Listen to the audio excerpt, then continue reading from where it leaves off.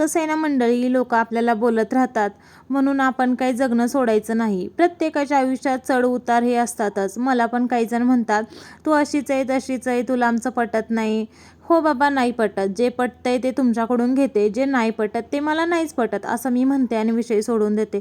कोणी बोललं की तिकडं लक्ष देण्यापेक्षा कधी पण त्यांच्याकडे दुर्लक्ष केलेलं चांगलं. सध्या मी तर असंच करते, पण पहिलं माझं असं नव्हतं. मी थोडंसं कोणतरी बोललं की मला असं वाईट वाटायचं किंवा मला रडायला यायचं, मी तोंड पाडून बसायचे. पण आता तसं नाही करत. मला कोणी काही बोललं तर मी म्हणते हो तुमचंच खरं असं म्हणायचं आणि जे आपल्या मनाला पटते मी तेच करते.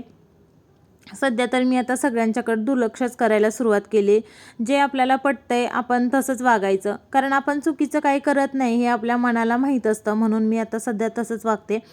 जाऊ दे, तो विषय वेगळा आहे. आता बाकीचं सगळं घरातलं आवरलं आणि आता मी परत कामावरती चालले होते. परत आज 4 वाजता स्वराच्या स्कूलमध्ये पालक मीटिंग आहे म्हणून आज तिकडे जाणार होते. ही शाळा कोणती आहे नक्की कमेंट करून सांगा. शाळेचं वातावरण तर भरपूर असं छान आहे.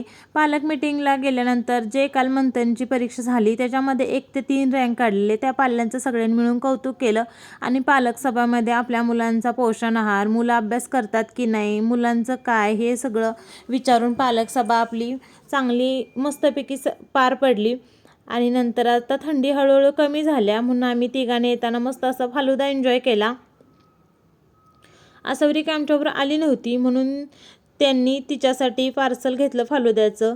आणि व्हिडिओ कसा वाटला नक्की कमेंट करून सांगा. बाय. आजच्या पुरतं एवढंच.